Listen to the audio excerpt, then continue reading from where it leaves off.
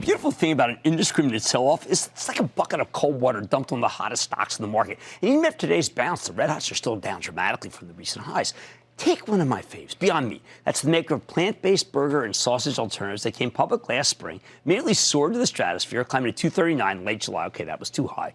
Before the market turned against turbocharged growth stocks, thing plunged to $71 in December. But then we started getting more good news. McDonald's expanded its pilot program for the, we call them Merced's burgers in Canada, and the stock got a new lease of life. A couple of weeks ago, Beyond Meat was back at 126. Last week, though, Beyond Meat got pulverized. And it's not just because of the coronavirus. On Thursday night, the company reported what I guess the analysts called mixed results.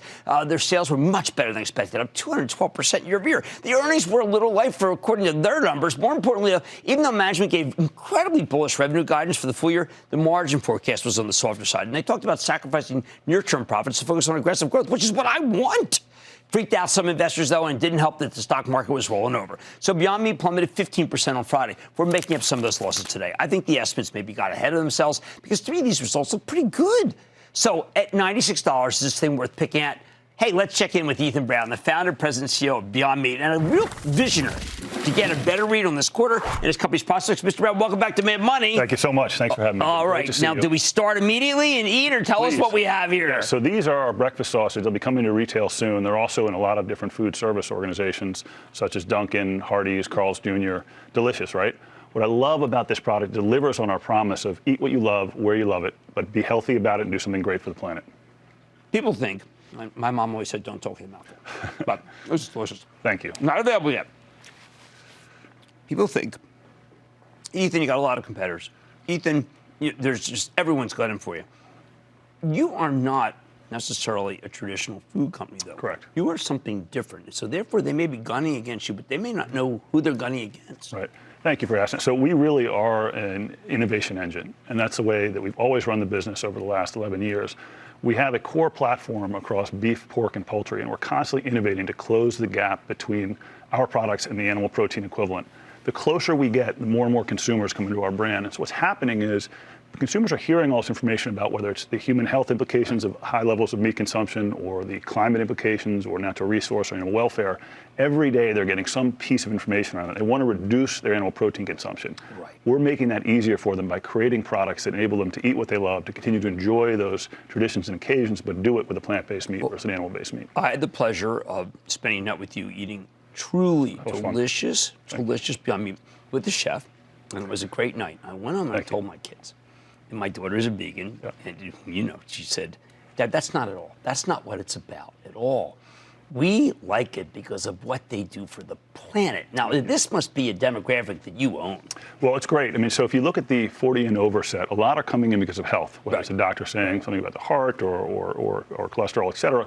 But the younger generation is the one that's really exciting. When we go to a college campus, the rooms are packed because there's an idea here whose time has come, and that's that you can separate meat from animals, and in doing so, you create a more sustainable planet and you create something that's healthier for the human body. Now, we're not there yet. We have our Manhattan Beach project in Los Angeles. We're continuing to make things better, but we are getting closer and closer, and that resonates with the consumer. I know McDonald's, I told them, I spoke to them, I said, listen, guys, you're in Ontario. This has got to be every college campus's dream.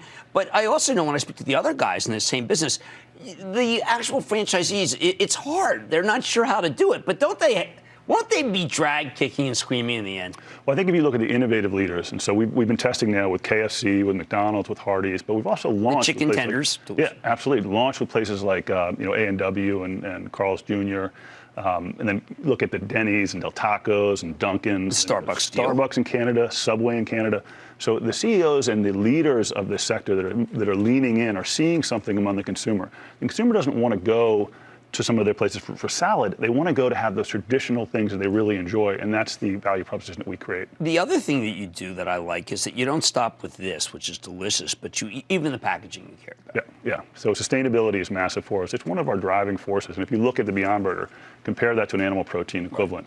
90% fewer emissions, 99% less water, 93% less land, about half the energy. So talk about young people hearing about that. You hear about the climate strikes that young people are doing, the flight shaming that young people are doing. There's an opportunity to make a decision at the center of your plate about what you stand for, what you don't. But there are still questions and skepticism regarding the health benefits of your product. Yeah. So I think that's largely noise that's being generated by incumbent industry groups. So if you look at I just had 2 this morning, so I'll talk about the Dunkin' sausage, right? So that has half the fat. It has 44% less saturated fat, 37% less sodium.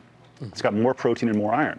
So that's really hard to argue with. It also is absent some of the things you're concerned about in meat, such as heme iron or heterocyclic amines, things like that. So it's an opportunity to have that product as you want to have, but maybe do it in a way that's healthier for your body. Ethan, one of the greatest hits we ever had on Mad Money was a company called White Wave. Yeah. And White Wave is, it was spun off from Dean Foods, but it was almond milk. It was different kinds of milk. And the story was that China, the milk's bad. Yeah.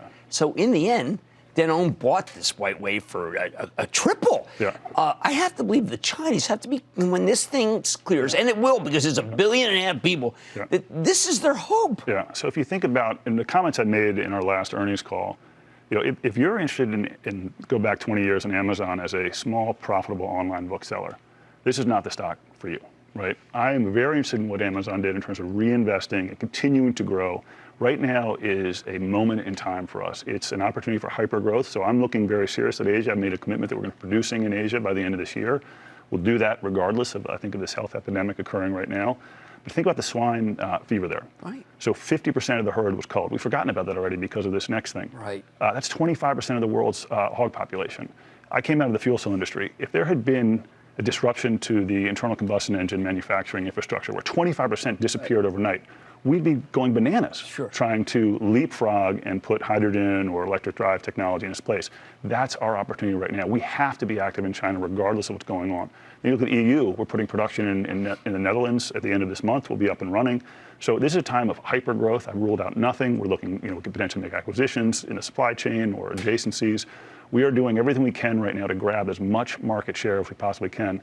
That's the right focus for our business. Yeah, and if it was hurting you, you would be discounting it. You're not. Yeah. I want everyone. This is what may be the most transparent of the food group, but also consumer products. You should read this February 27th deck called Beyond Meat. Go through the conference call where Ethan actually has to defend himself. I don't know why, given the numbers, to analysts who want him to make money now. I want him to win. You can't win by making money now. Ethan Brown, founder, president, CEO of Beyond Meat, BYND. I'll talk to you later. Thank you.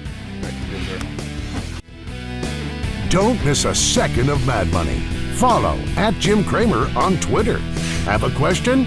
Tweet Kramer. #MadTweets. Send Jim an email to madmoney@cnbc.com or give us a call at 1-800-743-CNBC. Miss something? Head to madmoney.cnbc.com.